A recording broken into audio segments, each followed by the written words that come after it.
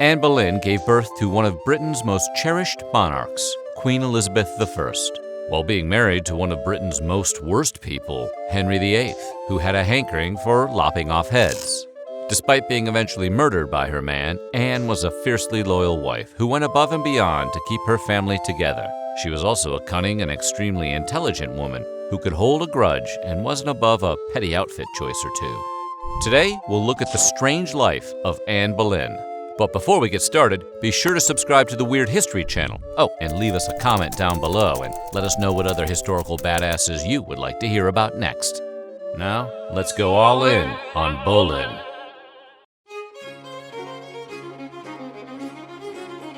Anne Boleyn was eating up a serving of her only sister Mary's sloppy seconds when she married her beau, famously nice guy husband, Henry VIII. Before Anne walked into the picture, her sister Mary was the lucky lady attached to this beefy boy. The two sisters worked together for years, both serving Henry's sister Mary, a different Mary entirely, when she was the Queen of France. Mary B didn't mind a roll or two in the hay with her bosses, since it's rumored she was also the mistress of the new monarch of France, King Francis. You can't say the girl didn't have a type. According to a curious twist in the law at the time, trying to marry a woman whose sister you once hooked up with was considered incest. So in order to marry Anne, Henry had to receive a papal dispensation to say, "This is fine."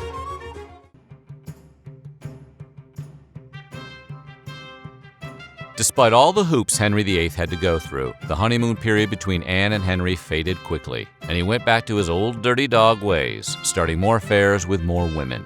Anne, who was quite the control freak, attempted to at least gain the upper hand by enlisting her own allies to spy on the king. She even ordered some to become Henry's side piece, to try to prevent him from finding somebody who would turn him against her.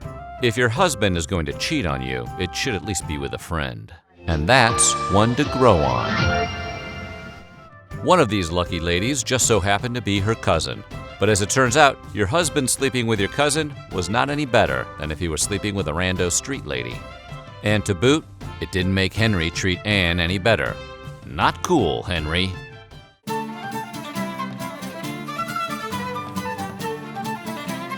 Anne had a lot of catty enemies, and some of them started spreading some shade towards our girl Anne, that even her own mother slept with her husband. One even went as far to spread the rumor that Henry was intimate with all three Boleyn women, the mother and her two daughters. In bowling, that's referred to as a turkey. Another woman suggested that Anne should be burned at the stake since her husband cheated on her with so many relatives, which as far as burning someone at the stake feels a little misguided. And then there was Nicholas Sander, a Catholic priest who was not a fan of Anne. He started a rumor that Henry's second wife was actually his daughter, which is a very un-Christian thing to do. For what it's worth, the mom thing never panned out. There was no evidence that Henry had an affair with Elizabeth Boleyn. Probably just the classic will they or won't they TV sitcom back and forth between man and mother-in-law. Moving on.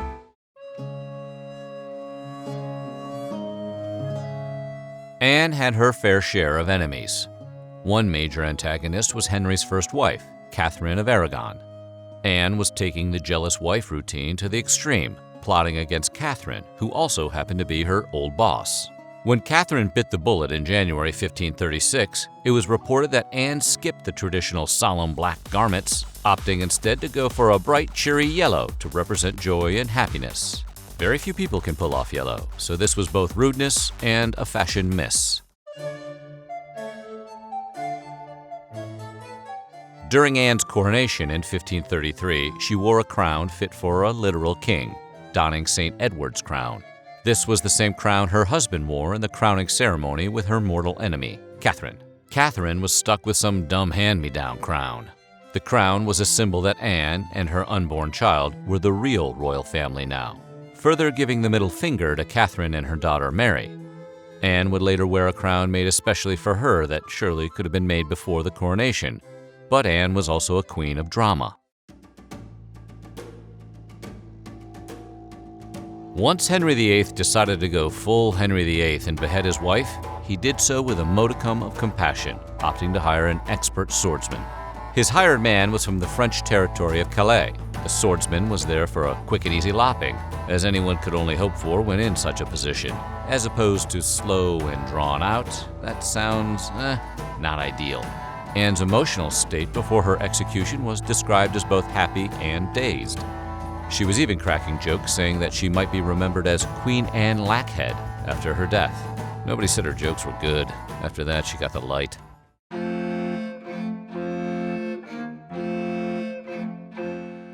In order to justify her death, many rumors and folklore popped up immediately after Anne's demise.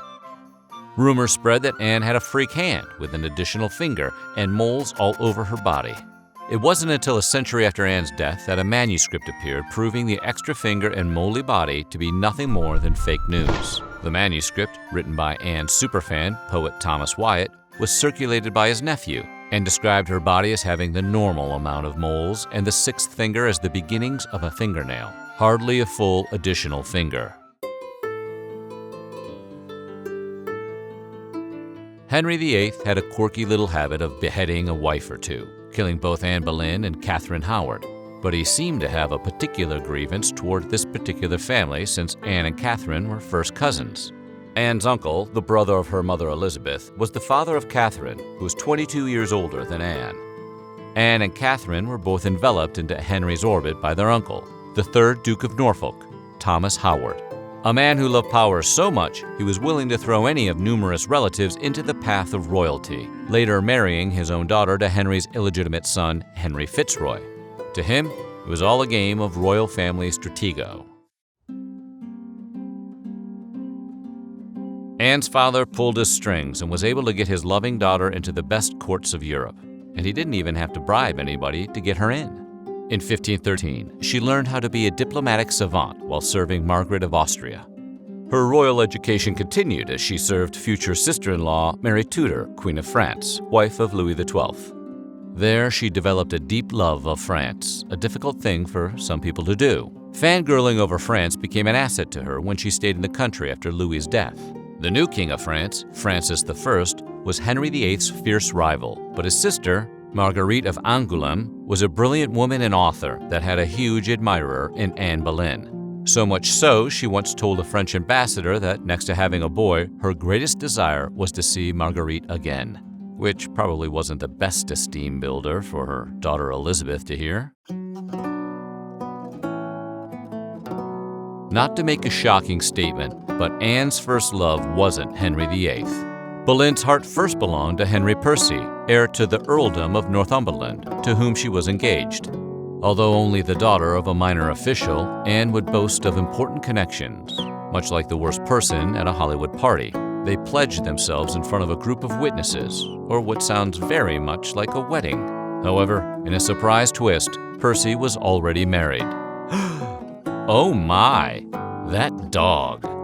King Henry's advisor discovered the affair and shut it the hell down. We're guessing it was likely at the direction of Henry, who had his eye on Sweet Anne for himself.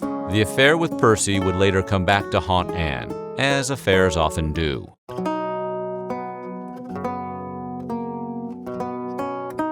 Queen Elizabeth I rarely spoke about her mother Anne, who was murdered by her father Henry, which people probably had a few questions about. Though she had her father's famous fire-red hair, little pieces of Anne also slipped into Elizabeth's whole vibe. She often would use her mom's old mottos, Semper Idem, or Always the Same, and in the 1570s she wore a ring that contained little portraits of her mother and herself. Anne's love language was acts of service through the action of giving people she loved extravagant gifts they probably didn't need. For New Year's 1533, a holiday which traditionally requires no gift, she gifted her man a giant silver gilt foundation, crafted by Hans Holbein the Younger, a master artist and portrait painter. He would later also build a cradle for Anne's son in 1533, because a very fancy baby requires a very fancy crib. Anne was also a loving wife who supported her husband's hobbies, such as marrying various women and chopping off their heads. Oh, and also hunting. In 1532, she gifted him boar spears for his hunts, which is no gift card to Olive Garden.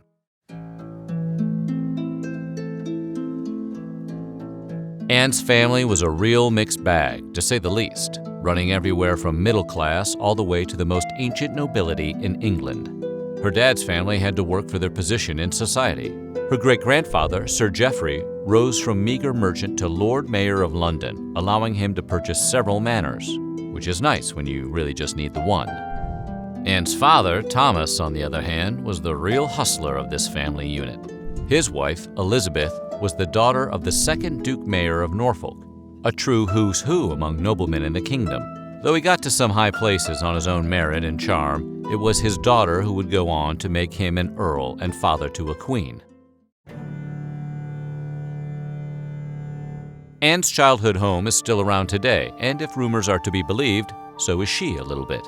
There are stories of Anne's decapitated floaty ghost that still hangs around Hever Castle, a place where her and her siblings spent some time as kids. There's even a photo of a ghost hand floating terrifyingly mid-air at Hever Castle, believed to be Anne's, but then again it could be any ghost's hand. Ghost hands don't have fingerprints. Other reports say Anne is haunting other better places where she once lived, or even the Tower of London where she was executed, which would make less sense given this is probably not the place of her most favorite memory. So what do you think? Was Anne a part of history's rawest deals? Let us know in the comments down below, and while you're at it, check out some of these other videos from our weird history.